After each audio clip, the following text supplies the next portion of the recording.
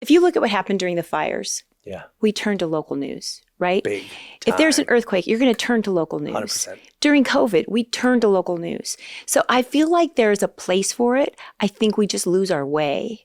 And so unfortunately, it takes trials, tribulations, disasters, turmoil to make us turn to local news. But that's when we're the best, you know? So I think that there's always going to be something like that to bring us back. I just hope that we can, you know, be there when they need us the most.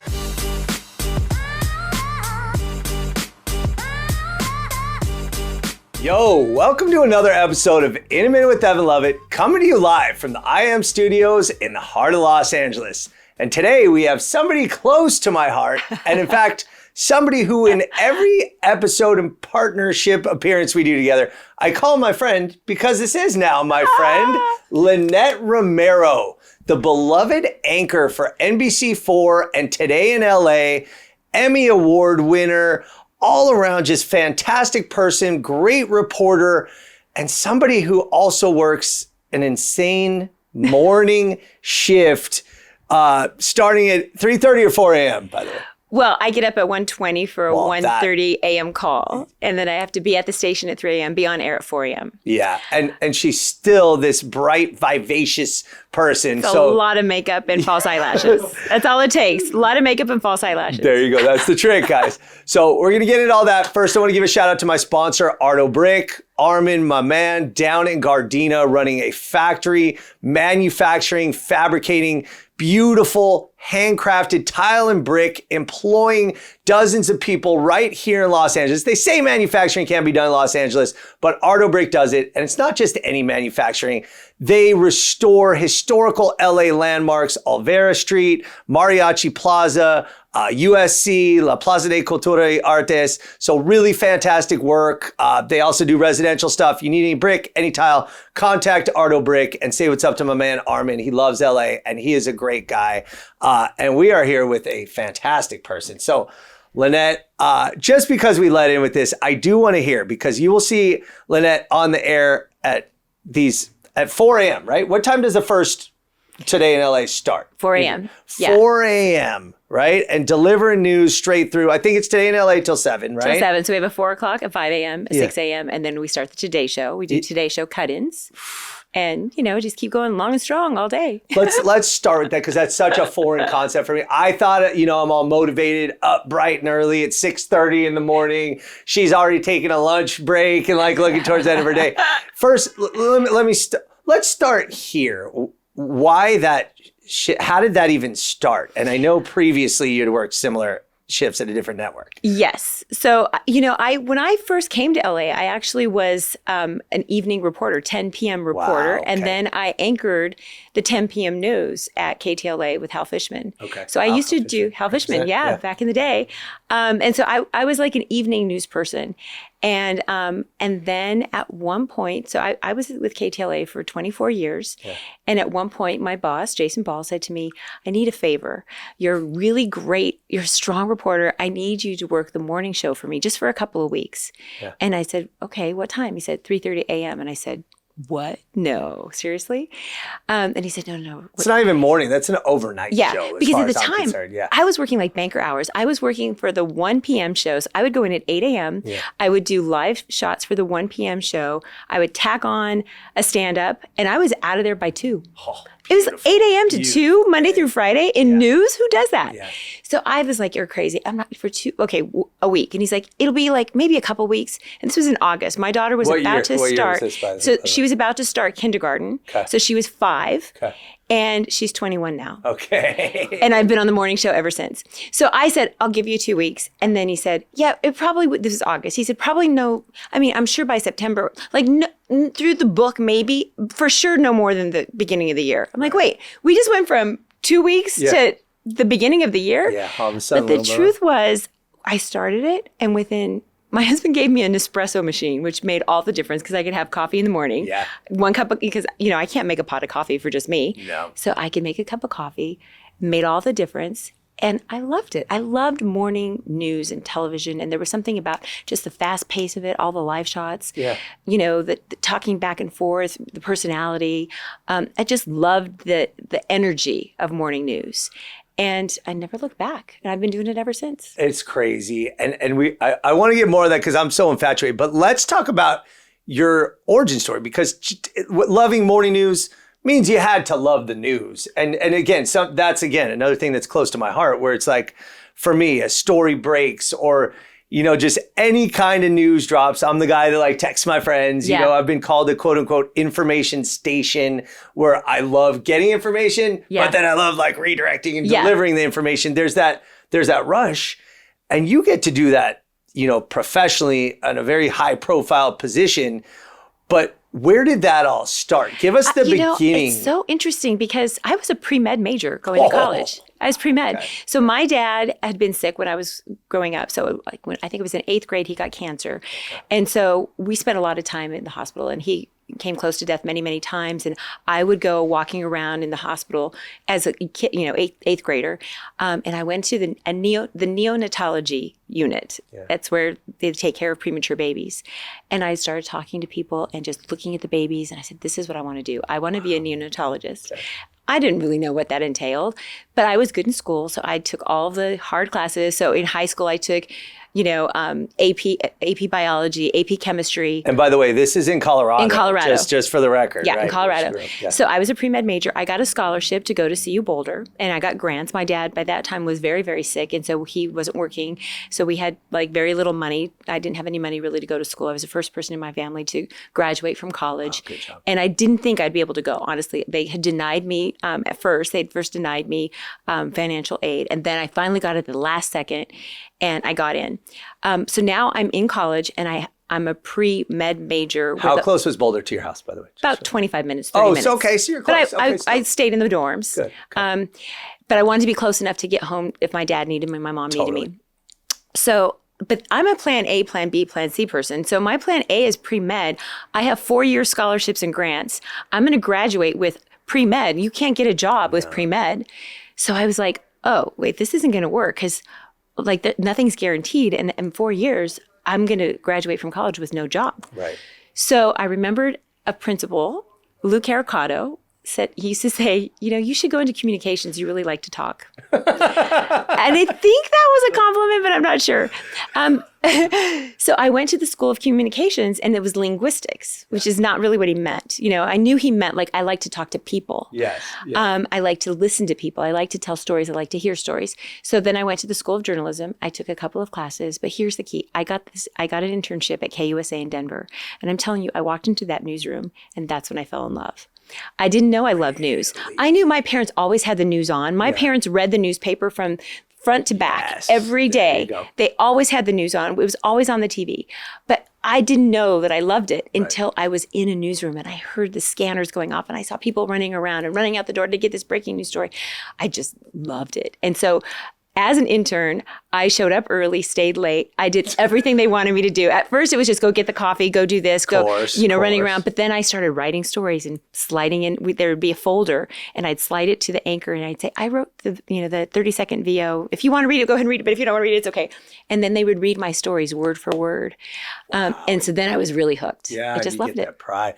And again, talking about the newsroom, this is similar because when I was at UCLA.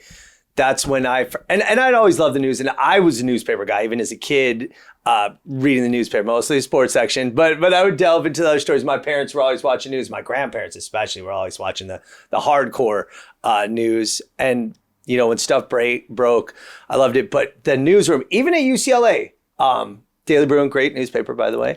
But there's the rush, and when something happens in the buzz of that newsroom and the action that's going on, and back then people were on the real phones, not like cell phone. People on the phones, and phones are ringing. You're trying to get contact info, whether it's off index cards or in white pages, or again, the internet was in its very nascent stages when I was doing it. Internet didn't exist when I started. You were making phone calls. You were doing the beat checks, calling all the police departments all over. Anything going on? Anything happened overnight? Anything interesting, getting to know the people who answer the phone. Yeah, that's what you And do. that's the real reporting. But there's something when they tell you, they're like, oh, you know what? I got something for you. Or there's a story. Like, it's amazing. I'll never forget. For me, there was a fight. I was, sports editor. And one of the football players had gotten in a fight off campus. And again, it's not like that big of news, but at UCLA, and this is back when UCLA had a great football program, late 90s, Bob Toledo era, Cade McNown era, star running back got in a fight off campus. And this was like 9:30 p.m., 10 p.m. And we had to stop the presses moment. Oh, yeah. Because we got to break that story, which was going to be LA news. But it was so exciting. And then we had to go down there and go to the fraternity where the fight wouldn't do the reporting. And I was like, this is the coolest thing of all time. And that's that rush that you get from reporting and kind of delivering the news. But you're doing this in Colorado where you'd grown up. What was the station again? KUSA? KUSA in Denver, Channel 9. KUSA in Denver. And when you figure out you love it and you're getting the rush and you're enjoying it, were you like, I want to do this? This is what I'm going to do for my career? Mm-hmm. I knew it's what I wanted to do, and I knew how hard it was. I did everything. My hair was down to here, and I cut it to as short as yours because the beautiful weekend anchor said to me, you're going to have to cut your hair. And her hair was really short. She was tall. She was 6 foot, beautiful blonde, big blue eyes. So I'm like, okay, I'll get the Monica. Her name was Monica Gale, and I'm going to get the Monica Gale haircut so that it did not look as good on me as it did on her. I have pictures I'll show you. Right. You'll be terrified. Right. But I would do anything. I was willing to do whatever it would take. And so I did. And I didn't anticipate starting there because it was a number 19. It was a top 20 market. I figured I was going to have to go to, Paducah, Kentucky, to a little tiny station somewhere. Right. And I had a box of tapes that I had already, so I was doing stories for school at CU Boulder. We had a TV station too. Okay. So I was doing stories there. I was doing stories. The photographers loved me at KUSA, and they would shoot my stand-ups for me and then give me a tape. And were you with the short hair at this point? No. Okay. Well, at the beginning, no. When I graduated, it was still long. And then once I got the job, I started working as a weekend assignment editor. Yeah. And that's when I cut my hair off. Wow. I cut all my hair off. Okay. So that showed you, I was like, I just want to prove I'm serious. I'm serious. I cut it from here, long, to where it was zzz, it was the clippers in the back of my hair. Okay.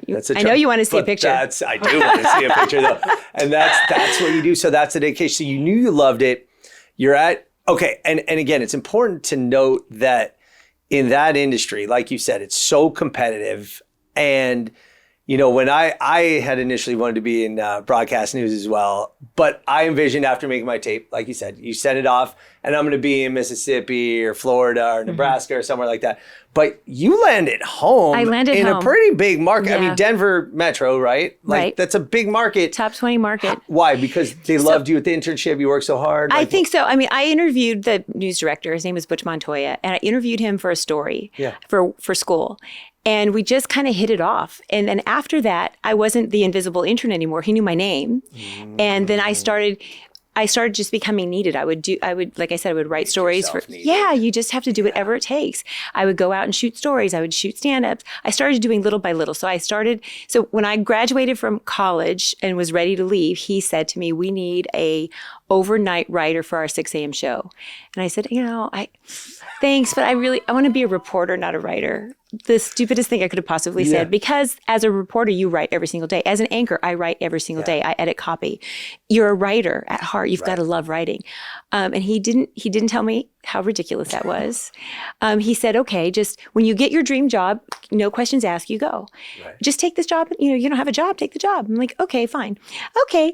So I took the job, and then that overnight writing position became the dayside writing position for the main shows, the 5 and 10 o'clock show. And then I was there during the day when people got to know who I was. And then I was running around doing stories. So I would just stay. And if something broke, I would go out with a photographer and report and come back and give it to people. And then I started writing the packages for anchor packages. And then it would be their voice to my words. And then I started to track the packages. And then I started to do stand-ups, and they let me do a stand-up. And then little by little, I started doing more and more. Fast forward 10 years, now I'm a weekend anchor there, weekend morning anchor, and 3-day-a-week reporter. And it was just the hard work and dedication at this point and talent, obviously, that it got you to this point. They dangled a carrot and I would bite, and it just worked. Where did that motivation come from, though? When you were young, when you were a kid, were you always this motivated, ambitious person? I think so. My dad, I come from like very humble beginnings. It sounds so weird, but my dad went to the 4th grade. My mom never went to high school. But education was everything to them. Right. And my dad would tell me, knowledge is power. You have to get a good education. And he was so successful. He started his own construction company. He had his last job before he got sick was a $1 million job that he bid and got in Denver, in downtown Denver. And had he not gotten sick with cancer and people stopped paying him, he went bankrupt. He lost his business. It was a terrible thing because of being sick. But I watched a man who had no education build a business and build a life for us. And so we ended up being middle class from being, not having anything to being middle class and having, I didn't want for anything when I was growing up. I had, new school clothes. I had cousins who didn't have new school clothes. You didn't go school shopping. You were lucky if you could still fit into the clothes that you wore last year. But my parents were able to give me a lot until he got sick. Did you have siblings? I did, but I was the youngest of 5. Okay. And I was an accident. Okay. Yeah. Okay. So my brother was 21 when I was born. Then I had a sister who was 16, and then another sister who I think was 14. The one closest to me, I think, was 8 or 9 when I was born. Okay. So my mom was like, "I'm done," and then little did she know. And my dad always said, "Oh, you're the happiest mistake I ever made." Fair enough. Could talk a little bit about your background? You're Latina, Mexican American, born and raised. So we're from Colorado for generations. So my parents were born there. My grandparents before that. We were in that region before it was Colorado. Wow. When it was still Mexico. So Mora, New Mexico, all of that. But we don't have a lot of, there's not a lot of records, like where, I don't really know exactly where it started. I just know that as far back as we can trace, it was, like my grandfather, Luz Nuanez, my mom's dad, he fought in World War I. Wow. I had somebody say to me, you're not American. Like you don't really, they think that because I'm Mexican, I'm more Mexican than I am American. Oh, and my dad used to say, it used to drive him crazy. It'd say, "What's your race? White, black, or other?" And he would get really mad and he'd say, "You write American. You're not, that was what, all you had were 3 choices, white, black, or other." Jeez. Way back in the day. Yeah. And he'd say, "Write in American. You're an American." It was so important to him. So he was in the U.S. Air Force for the Korean War. My grandfather was in World War I. My brother served in the military. Like we have a long background of being from America, but being very proud of being Mexican American. Tell me about that, the Mexican American background, especially in Colorado, because I have no experience with that. First and foremost, is there a large Mexican population? There is. Mm-hmm. Okay, so second of all, were your parents, did they instill that pride? I know the American side, but like, again, because I can speak on behalf of my wife's family, there's certain branches of our family that are like, we're American, we assimilate, they don't, like the kids don't speak Spanish, you speak English. And then there's the other side of the family where it's like, we only speak Spanish in this household. It's heartbreaking that you have to choose. It's so heartbreaking that you have to choose, honestly. So yes, so my dad and mom both spoke Spanish first. Spanish was their first language. Right. So when he was in school, elementary school, they used to hit him on the knuckles if he spoke any Spanish or if he spoke with an accent. They'd smack him on the knuckles. The nuns would smack him on the knuckles and say, "Speak English and speak it right." So it was all about English, no accent. That was what was the most important thing. So when I was growing up, they spoke Spanish at home when they didn't want us to know what they were talking about. When we were in trouble and they were going to talk about how we were going to be punished, what was going to happen, were we going to get grounded, all those things. That's when they spoke Spanish. There was such cultural pride in that, my mom made tortillas and we had beans and chili and my dad listened to Mexican music. But we spoke English at home and they read the newspaper and they watched English television. I mean, we also watched Sábado Gigante also, But I didn't grow up speaking Spanish. And in fact, my grandma lived with us and she only spoke Spanish. Although she could cuss in English. She'd say, she'd say, "Ah, que son my bichis. Ah, que son my bichis." That's how she would cuss. And so she didn't speak any English, but we were able to communicate. But my mom forbade her from teaching me Spanish.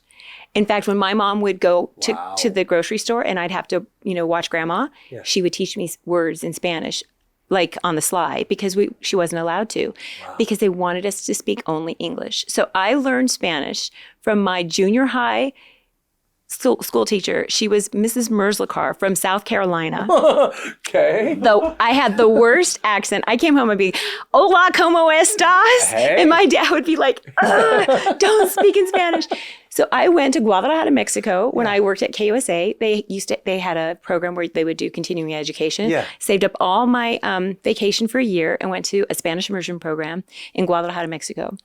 And David, my husband now, he went from LA and that's where we met at a Spanish immersion program in Guadalajara, Mexico, trying to learn Spanish. That's a neat origin story of the marriage. By the way. But so let's get back to KUSA.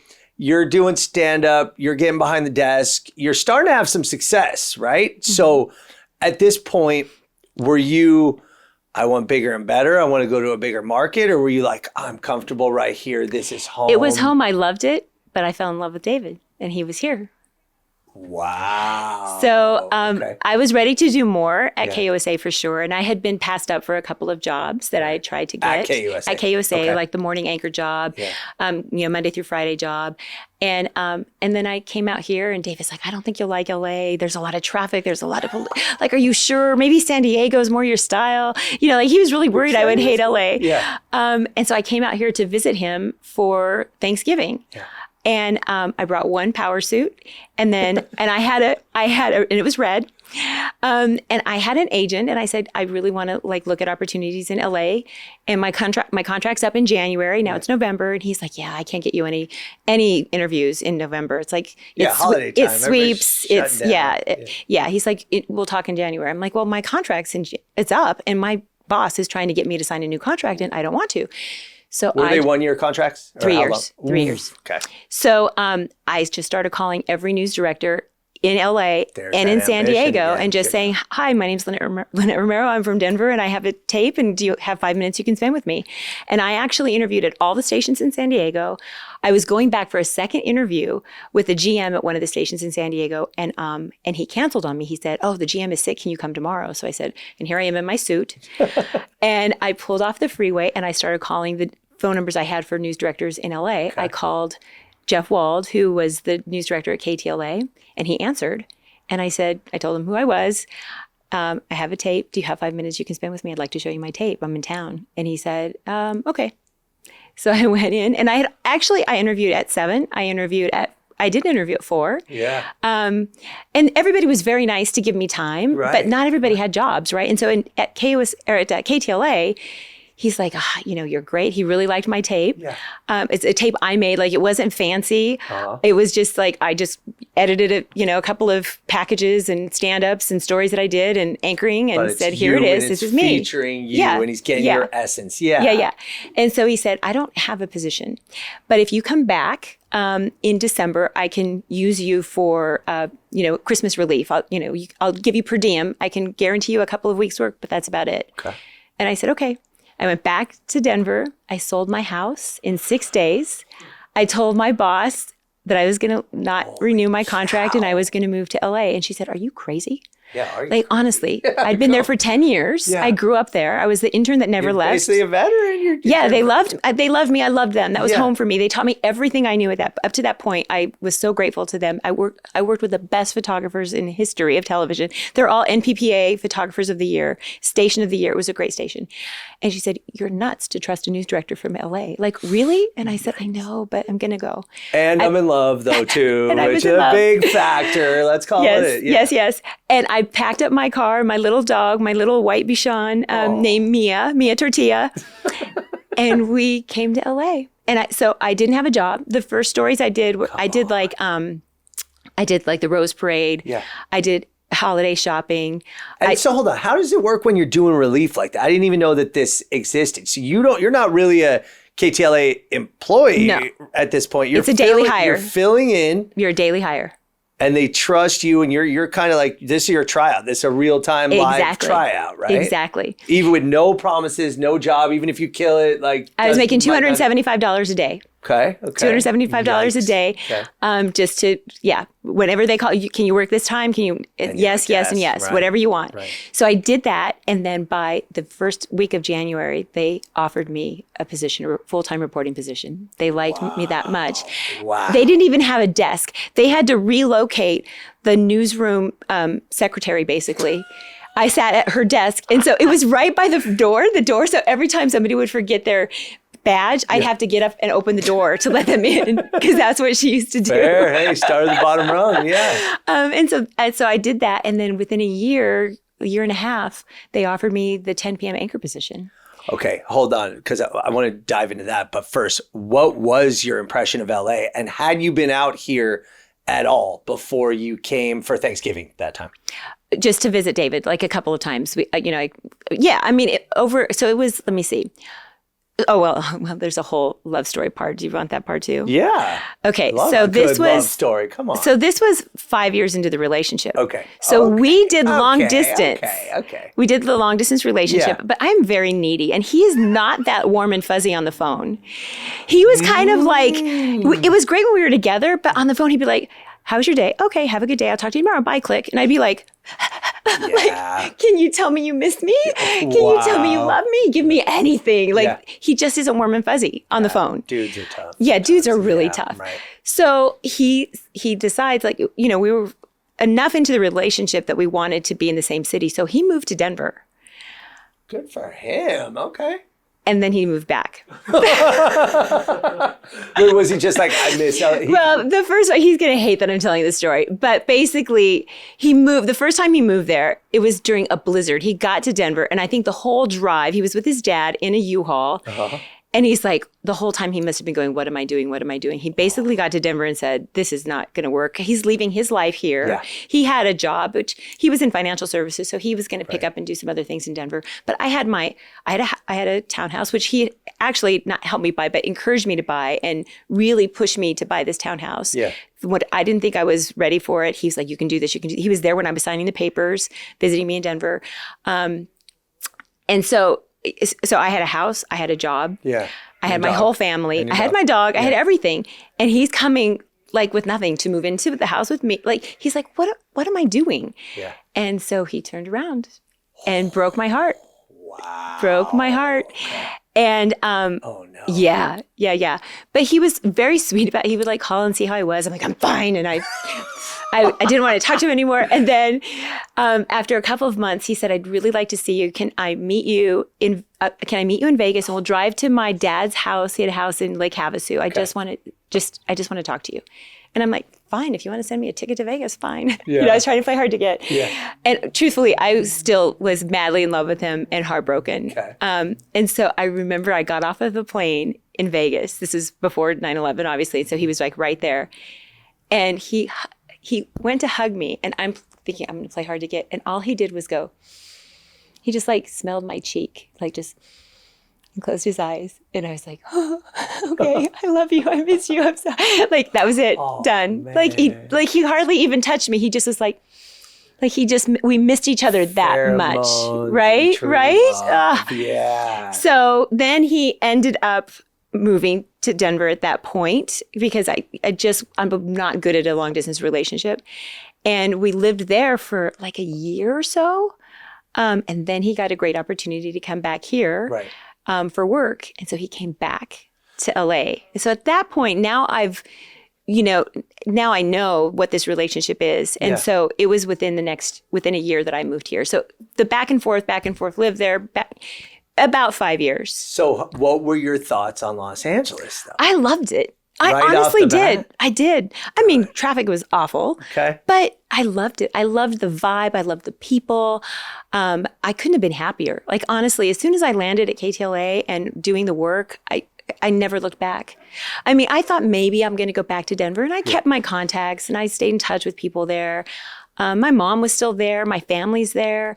I thought maybe I'd go back there. Like, I was the one that got away. I kept telling him I'm the one that got away. But honestly, there just was never a moment that I thought, this was home. So everything that's happened to me in my life that's mattered has happened to me here. Ended up bringing my mom to live with us here. That's sweet. Okay. She was diagnosed with dementia, so we took care of her for 10 years here. Right. But I got married here. We were together for 10 years before we got married. So we lived here together for 10 years and finally got married after 10 years. Had my daughter. So we raised our daughter here, moved my mom here, took care of her. She passed away when, everything in my life that has mattered has happened to me in LA. And I've been here 27 years. I was going to say, because when I first found out that you were from Colorado, I was actually surprised because you seem like a real an LA person. Like I always think of you and it's not just because I see your face on TV and now on social media all the time, but like you have this very like LA in a good way, right? Yeah. Like my style, like LA energy, which is great. What neighborhoods were you living in? So when I first moved here, David was living in a very small apartment in Norwalk. Mm-hmm. And he was very worried about me. Like, again, he thinks I'm this country bumpkin from Colorado, and I'm not. But he's like, you can't go walking around this neighborhood by yourself. Like, you just wait for me to get home from work. Da da da da. So I'll never forget. It had shag carpet, brown shag carpet. Wow. It was a very dark, not wood paneling in the apartment. It was Uh-huh. I said, I want to live by the beach. He said, no, we cannot live by the beach. It's be too expensive. No. I'm like, I know, but I had not touched the ocean until I was 18 years old. The first time I came here to visit one of my aunts. For you. Yeah, I came to visit an aunt, and she lived in El Monte, and she sent me a ticket when I graduated from high school. That was the first time I'd flown to LA and touched the ocean. I was like, oh my gosh, we have to live by the ocean. First time I touched snow was when I was 21. Really? So there you go. Was it in Colorado? No, it was in New York. Oh, actually, darn. But still. Okay, go on. So I'll never forget. It was in February. So I moved here in December, right? By February, I'd had enough of the apartment in Norwalk that I wasn't allowed to, walk outside freely. Wow. And I went to Playa del Rey. I found this apartment. I don't even know how we found apartments back then. There was before social media. Probably a newspaper. Right? Probably I don't know. A newspaper, So it was for rent. And I rented this apartment. I said to him, we're going to move to this apartment. And he's like, no. I'm like, yes. So we went back and forth. I said, please. So we moved to the Playa del Rey in February. Couldn't have been rainier. It was pouring rain. One of those years. Pouring rain. Year, probably, But by the summertime, he was in love. He fell in love with it. We had mariachis on the beach for every 4th of July. We had the best barbecues. My mom would come out and visit. It was the most beautiful. We were right on Trolley Way, right on the sand.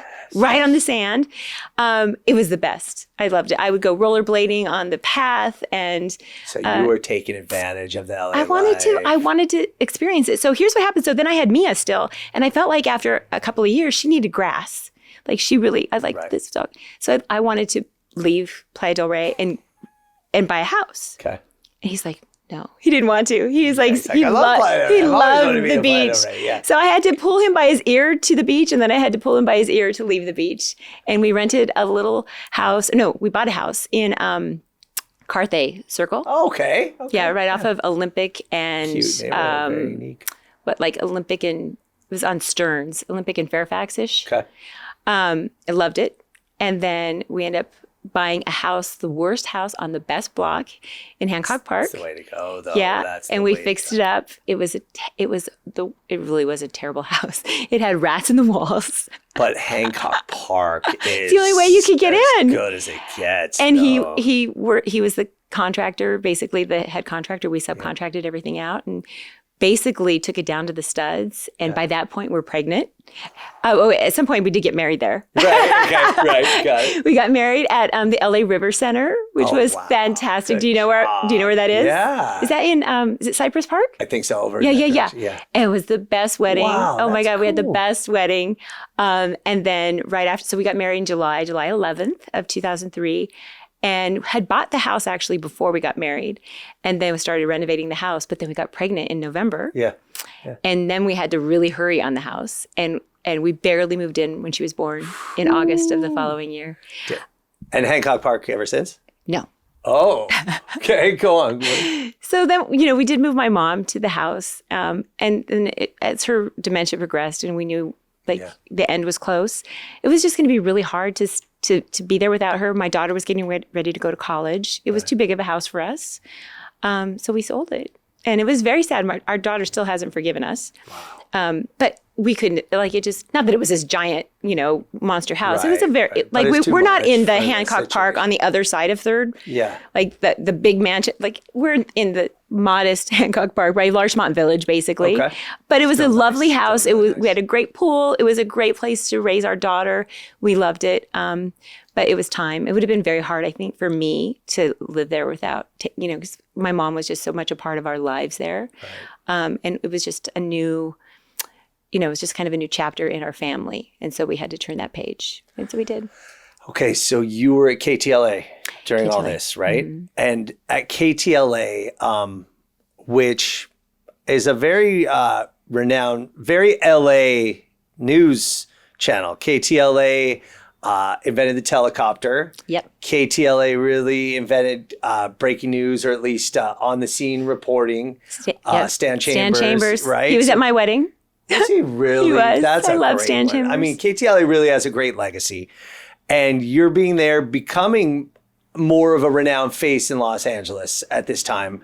How did your sort of reporting evolve, and what were you kind of thinking as far as KTLA? Like at the time, were you like, I'm going to be here for life? This is what, or were you still ambitious and wanting more? No. I actually thought I would live and die there, honestly, because I'd been there. I was very happy. I was on, our weekend morning show had the best ratings in the market. Any day of the week.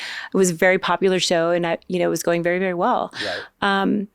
But I was ready to do more, and I had tried to do other things. I had tried to get, Monday through Friday position.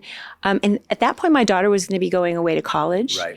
The only time you see your kids in college are on the weekends, right? At best. And NBC actually reached out to me first. My contract wasn't up yet, and they reached out to me. A friend of a friend, reached out to me on social media. Actually, she DM'd me. Right. And that's how I found out they were interested. And I didn't have an agent at the time. And so they called, and I said, my contract's not up. It's not up until, it's for a whole nother year. It wasn't up. Yeah. And she was very interested. So we had lunch and just kind of got to know each other. Didn't talk about, I knew it was their morning anchor position because I knew the morning anchor had left, but we never discussed the actual position. We never discussed money. It just was like, who are you? What are you about? What do you, and we had a lovely lunch, and I really liked her, and we just stayed in touch. And then they continued their search at NBC. And that first lunch, I immediately went to my GM and my news director and said, you know what, this is a small town. I just need to tell you, I don't have to tell you this, but NBC has approached me, reached out to me, and I let them know that my contract isn't up, but they're interested in me, and I just wanted you to know that. And so they were aware an entire year before my contract was up that there was other interest in the market. It's probably no secret. Let's be honest. Again, you're one of the biggest draws, one of the most renowned and known faces. It's a competitive business. This is a competitive landscape. And it's not a foreign concept that there's going to be, interest from other networks. So I honestly did not have any. I was clueless, in every way. Honestly, I was in this little bubble. I was so focused on, what I was doing, winning Golden Mike Awards, Emmys. And I was happy. But when somebody else comes to you and she knew everything about me, and they really wanted to see me do more, and they kind of sell you on you. And so basically, KTLA had an opportunity to, to find another position for me. It's not that I didn't want to do the weekends at all ever again. I just had been doing it for a long time, and I did want to do more. And I thought it was time for me to do more. And I wanted a Monday through Friday job. Right. And NBC really wanted to make me a player. They wanted me to be on the A team. I wanted to be on the A team. And so it just worked out. And it's so interesting because sometimes you don't know what your dreams are until you're living it. Yeah. And I was living my dream. I was very happy. I had no idea. I I had no idea how viewers were connected to me, to be honest. Like the whole hoopla that happened when I left, it really kind of broke my heart because I love our viewers and I loved my family at KTLA because you are family.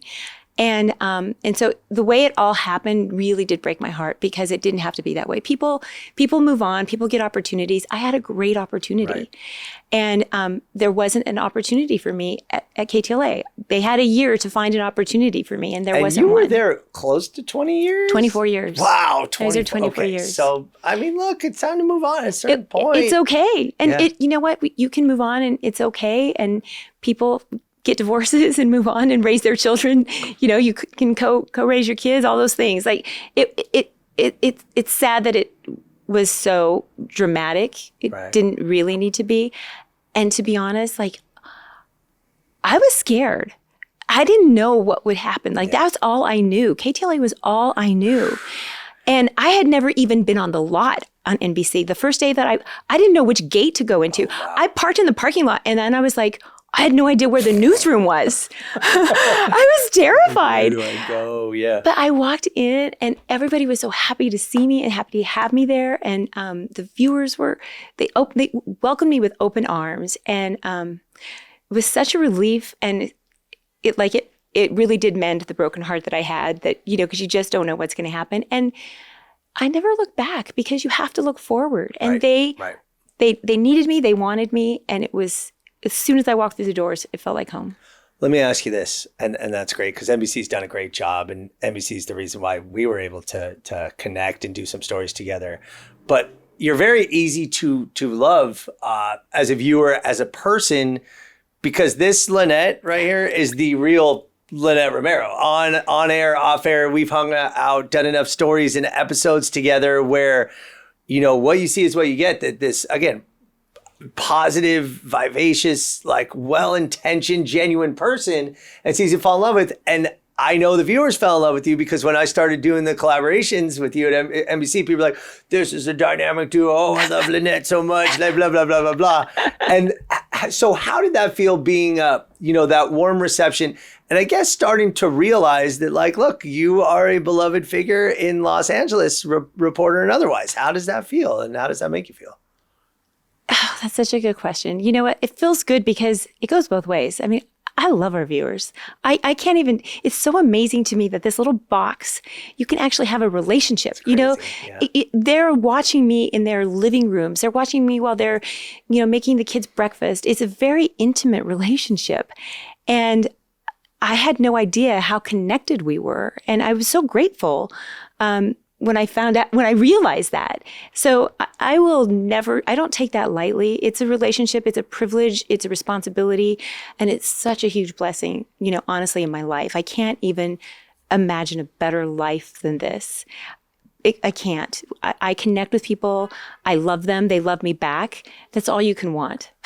That's true. And that's kind of where I come from too, to be honest with you. Although, you know, you're the youngest child. I'm an only child. So I feel that maybe there's a little bit of similarity as far as that affirmation, really. For sure. Kind of filling your, what do they say? Filling your bucket, but you've also been recognized professionally. Again, Emmys, Golden Mics. I don't want to just gloss over that.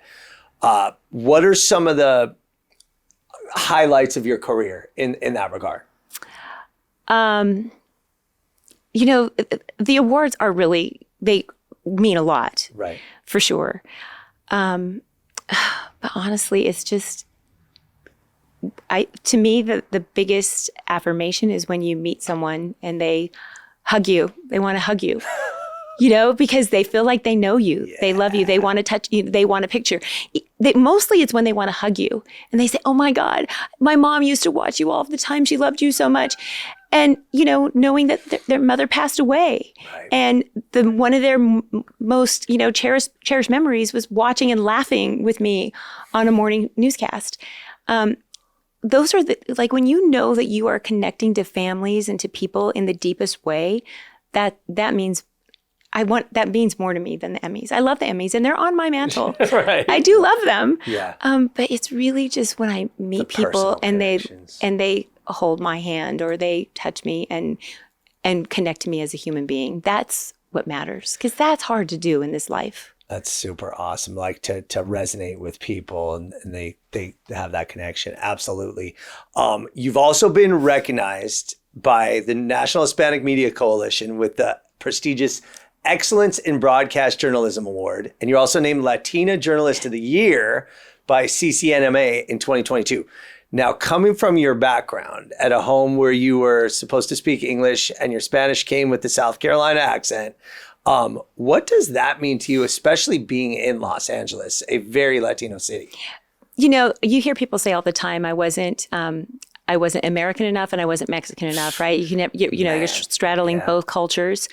I know that I grew up, and here's the thing, North Glen, Colorado. North Glen is, my parents moved from Commerce City, which was more of a urban area, I suppose. When we moved to North Glen, my aunts and uncles were like, you guys are going to the boondocks. They called it the boondocks because you would go to 120th and I-25 and you could, all of a sudden you're like, you could smell cow manure because there was a dairy farm. It was like very rural. It was dark. You got off the freeway and you couldn't even see any lights because they were able to finally afford a house that was brand new. My parents, but they were paying $300 a year. That was their mortgage. Wow. A month. I'm sorry. $300 a month. Yeah. That was my mom's mortgage. $300 a month. Yeah. I think they bought that house for like $15,000 or something.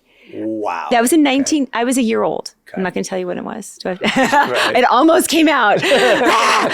All you have to do is Google it. So I was a year old when they moved there. So, I forgot what the question was now. The way I feel about it is I know the culture that my family wanted me, that raised me. Like I wasn't raised without any culture, but I was raised to assimilate. I was raised to be proud of being an American. Yeah. I was raised to get a good education, get a good job, and do better than my parents did. And my hope is that my daughter will do better than we did, right? That's what you always hope. Yep. But I value and I love my culture. Do I wish that I spoke Spanish fluently and perfectly? Absolutely. So I yearn for that, and I practice it, and but I didn't grow up without acknowledging that. I grew up with culture and respecting it and loving it. We had religion, and we had all the things that matter to all people of all ethnicities. Right. Values. Yeah, it's about your heart. It's about the culture that you grow up with. I grew up listening to my dad sing to me in Spanish and, listening to ranchera music and going to weddings and, all of those things. Can I make a perfect tortilla from scratch? No, they're awful. But that's because you can buy them in the grocery store and they're just as good. So I've tried to roll out a perfectly round tortilla and it's terrible. Yeah, so, that doesn't make me less Mexican. Yeah. I have a value and I grew up with all of the same kinds of things that a lot of ethnic people do. Yeah. We're all different. Complicated and difficult. I mean, look, I can relate from the sense that as a Jewish person, I'm a quote unquote bad Jew.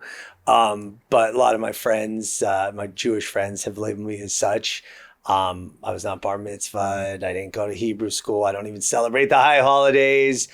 And I wish I did have a bigger connection with my culture, but at the same time, I'm also proud of being Jewish. Yeah. And like when there's somebody who's Jewish who does something, significant or, especially like a Jewish athlete or something, I always make sure to go out of my way to acknowledge it and notice it. But, you can only grow up in the family that you grow up with. And as long as your values are right and you're a good person and, you try to learn, but it's not something that I'm sitting here trying to be like, oh my God, I need to put everything else aside to kind of elevate that. But it's still something that I'm proud of. Yeah, you bring all those experiences to everything you do and to every person you meet, right? It's like you sift, you hold on to things. And, there are imprints in my heart because of where I grew up and who I am. This fingerprint around my neck, this is my mom's fingerprint. And I wear it all the time. So if you think that the way I was raised and how I grew up and who my family isn't a part of who I am, it is. Right. And I carry it with me everywhere I go. You cannot separate from who you are. That is beautiful. That's a beautiful sentiment. I know your time is valuable because, again, we can talk all day. You've been up the whole day. We always have a great connection. But I want to talk to you and this is important to me and something that comes up as a common thread on the show. How has journalism changed since you've been doing it? TV and otherwise. And I know that is a huge, you could probably speak for an hour on that, but give me the rundown, because back when you started KUSA, you know, local news, broadcast news was capital J journalism was the name of the game. And it was that's how people got their news. And there weren't many other outlets. You were reading the paper and then you were watching the news, and that was the news. And it was even before cable news really came and started making its imprint on everything. So what did it mean as far as, let's say, when you first started to today, or tomorrow when you're going to go to NBC and do reporting? You know, the fact that I graduated from the School of Journalism, Broadcast News at University of Colorado in Boulder, the time they had a School of Journalism, to have that degree mattered. It meant something. And now, I mean, truthfully, there are a lot of people, whether they're influencers or they're on TikTok or whatever they're doing, you know, they're doing a lot of the same kinds of stories that we're all doing. Right. You've got these citizen journalists with just their phone. Like that LA in a Minute guy. But you have a background. You do have a background, right? True. Thank you. Exactly.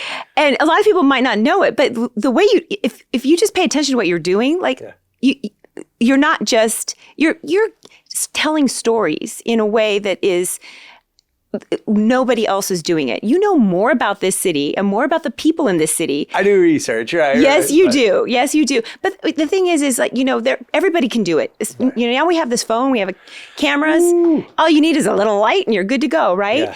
Yeah. So it's changed in so many ways. Is it any worse? I don't think so, because there are more voices. I think what we have to do is discern, you know, have more discernment. You know, we have to really pay attention and be a little skeptical or a lot skeptical. Yes.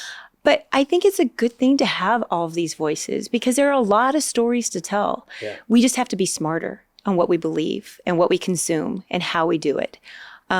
But I think the more voices and the more perspectives, that's what makes this world beautiful. Right. It's just having respect, you know, respecting it. What a great answer. Jeez, you were able to encapsulate all that perfectly.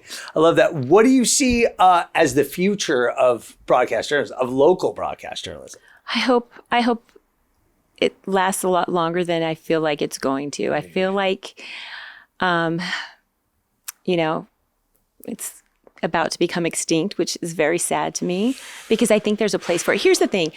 If you look at what happened during the fires, we turned to local news, right? Big time. If there's an earthquake, you're going to turn to local news. 100%. During COVID, we turned to local news. So I feel like there's a place for it. I think we just lose our way. And so, unfortunately, it takes trials, tribulations, disasters, turmoil to make us turn to local news. But that's when we're the best, you know? So I think that there's always going to be something like that to bring us back. I just hope that we can, you know, be there when they need us the most. That's what we try to do. I know, like, that's one thing I love about NBC is they take all that so seriously. Yeah. I love being on that team. I want to be on that team to be there when people need you. And they do. They turn to you. And when you can be there, when you can actually serve the community in their deepest, darkest hour, that's when it matters. Man, and again, not to, you know, that's sort of the rush of at least for me, why I love doing my version of journalism are when those stories break, which unfortunately, you know, are not necessarily the most positive. You know, when some news happens, it's usually not like, hey, it's a beautiful day out in breaking news. It's a crystal clear day today, right? But that's where the rush is, and that's like, you know, the days where I feel most fulfilled for doing what I do, you know? So I there's always a need for that. And I think that, like, being able to do that is a privilege. And the fact that people do respond to that is something that's very, very important and fulfilling, at least on my perspective. What does the future hold for Lynette Romero? I want to stay on TV as long as these eyelashes hold up. You know what's so funny? I've been doing this 37 years. So 10 years in Denver, 27 years in LA. I'm starting my 28th year. I just finished my 3rd year of my contract, or just starting my 4th year, I guess is how it is. I started there in 22, right? We're 25. So almost 4 decades. It makes me seem very old. I know, I can see you behind the camera going, don't do the math and figure out how old I am. But she started when she was 2. No, but I was in college. I was in college. I hadn't graduated yet. But I still love it. Yeah, you know what I mean? I see the passion. This is what I love. I do. I mean, when I have to go to bed like a toddler, I have toddler, sleep hours. So Can you just run that through real quick because we didn't circle back on that? 6 p.m. I try to go to bed at 6. Very rarely do I fall asleep at 6. Okay. I have an eye mask thing to make it dark. Yeah. And I have like a little calm thing that I use, new calm thing to try to make you go to sleep. Yeah. And my husband is really great. He protects my sleep more than I do. He's like, honey, you got to go to sleep, got to go to sleep. So yes, I'm a toddler. So I try to go to sleep at 6 and I wake up at 1:20 because I have to be on a call at 1:30. Okay. And so that's how I start. So I don't love going to bed at 6. Right. Oh. Right. Especially when the Dodgers are playing and I can't watch. Or the Lakers are playing and I'm not going to be able to watch. Like tonight, I'm going to be really bummed because I'm going to want to watch the game and I can't. Discipline though. And when the alarm goes off, I'm not happy. But by the time I get out of the shower and I'm getting ready and I'm listening to what happened on the news and I watch the 11 o'clock while I'm getting ready in the morning and I know what's going on, then I'm like, I'm in, like game on, I'm in. By the time I get to work, I'm ready. So I still do love it. And when there's breaking news, you have to pry that microphone off of me. You have to pry me out of the chair, even if I've been on the air for 6, 7, 8 hours straight. And my news director is like, okay, you got to get off the chair and let the next person come in. I'm like, no, I'm good. I don't need a potty break. I'm good. Like, I love breaking news. Yeah. So I do love it. And so as long as I love it and as long as they like me, I'm going to stay. Hard not to like. Hopefully you're here for many, many more years on TV or on whatever the next evolution and iteration of broadcast news is. Okay, real quick before we leave, couple questions. What are your favorite neighborhoods in Los Angeles? Oh, gosh. There's so many. I mean, right now we live above Universal Studios. Okay. I love this neighborhood. I think it's considered Lake Hollywood. I think it's the Hollywood Hills, but not really. I think they call it it's Lake Hollywood. I don't know what it is. Because I'll tell you this, Universal City's population is like 33 people, which is a crazy story in and of itself. Is that true? So Universal City is where our station is, right? Yeah. So it's Universal Studios and the other studios.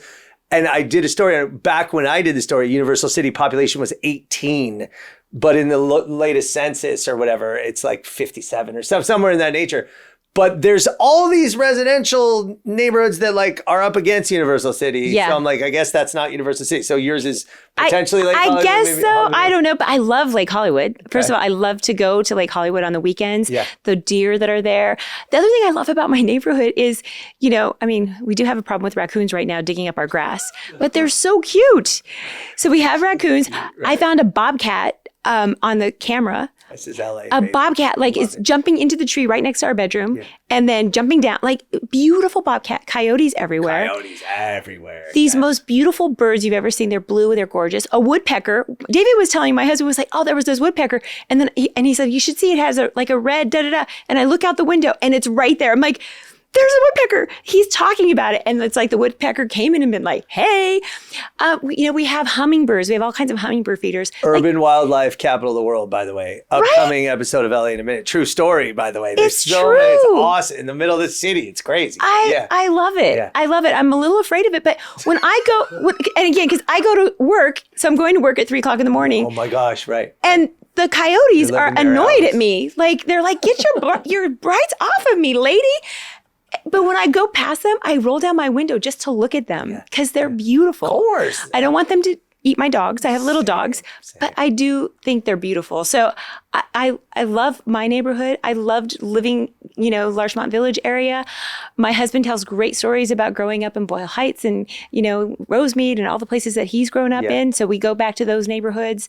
There are so many beautiful pockets in LA that what's not to love? The food, the people, the music, all of it. And you're a big food person. I know that you guys own a couple eateries and restaurants. One that we actually broke bread at recently was the Morrison in Burbank. Yes. Which is very fun, very pet friendly. I think it's like the most pet friendly restaurant in LA. According to Yelp. I got to tell you, and this is not just according to Yelp, according to LA in a Minute, they brought out, you could order food for your dog, like legit stuff, not just like dog food, but they brought out a dish on a silver platter with a bowl of ice, with a bowl of water with ice in it for the dog. And it's a very cool, fun place. Talk a little bit about your restaurants and give David a shout. So David has been in the restaurant business for many, many years. And we partnered with, there's an original Morrison is in Atwater Village. Yeah, which is cool. And so the owner of that restaurant, Mark, asked David if he would partner with him on the restaurant in Burbank during COVID. Yeah. During a pandemic. I said, no, please, honey, no, this is a really bad idea. And, we went forward with it and, we're doing great. I mean, restaurant business is hard. It's a tough business. He works his booty off every day, 7 days a week. The only time he'll take a day off is when we go out of town. Shoot. So like Saturday, Sunday, I'm like, are you sure you have to go to work? Yes, I have to go to Restaurant Depot. I have to go make a liquor order. I have to, so he's got all the things that he has to do. So I respect that. And then we also opened Blazing Hot Chicken, also on Magnolia in Burbank. And it's a smaller, kind of more a little bit to go. But the food's really delicious. I ate there on the way out after more. David sent me there because I mentioned how much I love fried chicken / hot chicken. And he's like, well, perfect timing because right down the street is our other restaurant. So yeah. Yeah. So we love it. And you know what I love about both of those restaurants is I don't cook at all. David's the cook at home and all of it. So I don't cook. But what I'm supposed to do at the restaurants is just be nice to people. And I love that. So I do what they call table touching. So I just go up to the table. How you doing? Just talk to people. Just touch their table, touch the people. Just, hey, you make a connection. Yeah. So that's what I do. And it's fun. It's fun. And I eat the French fries. That's pretty sweet. Okay. Last thing. One thing to do in LA this week. If you and David have just some free time and a free day, you can either do an ideal day or one place to go or a restaurant. What would be one thing that you would suggest to all of our viewers? There's so many. I know. I'm putting you on the spot. Okay, no, you're going to think this is so lame. But what I love to do? I love to sit on the porch. Oh. Because my parents always sat on the porch. Yeah. My dad would sit on the porch. Yeah. Just watch the cars go by, watch the people go by. We have a great porch. Yeah. And I just love to sit on the porch and watch people walking their dogs, pushing the baby stroller. There's just something about sitting on your porch. I love it. This is my wife. I mean, this is not my wife. My wife is my wife. What I meant is my wife and my wife specifically, and now she's getting me out there. We got these two wicker chairs on our porch and she absolutely loves it. I love it. It's so relaxing. And now I go out there and we're spending time too because you see the neighbor, like you said, the dog, sometimes the coyote will stroll by, but that is a great place. And I think at the core, it's enjoy your neighborhood, enjoy this city wherever you are, whether you're in Wilmington, Woodland Hills, San Pedro, Sylmar. Your 100%. Neighborhood is unique and your neighborhood is incredible, and just appreciate it and appreciate the people. And, we love the city. We love LA. And you have to stop though, right? We have to stop to do that. And that's what just sitting on your porch, you have to stop. Remind yourself, right? Stop. Take it in, take advantage. So when you sit on your porch, get a hummingbird feeder and we have 2 hummingbird feeders right above it. So if I sit really still, I watch them and they're so beautiful. I could show you pictures. They come up and they have little fur underneath. They're just so beautiful. The girls aren't as pretty as the boys. The boys are the ones that have all the color. But they come in and you just can look at them. They get right up close. To see a hummingbird up close and personal is a beautiful thing, but you have to be still. You have to sit there and be quiet. Still is tough for me. I could get the hummingbird feeder, but the still is I'm going to get you a hummingbird feeder. That's pretty sweet. I'm gonna. Well, there we go. This is Lynette Romero, incredible NBC4, Today in LA, morning anchor, just overall wonderful person, fun, positive, great energy, great spirit. Lynette, thank you so much for being here. Thank you. It was so much fun. Appreciate you, and I look forward to our next NBC4 LA in a Minute collaboration. Me too, my friend. All right, stay tuned. All right, LA, it's been a minute. It's been a minute.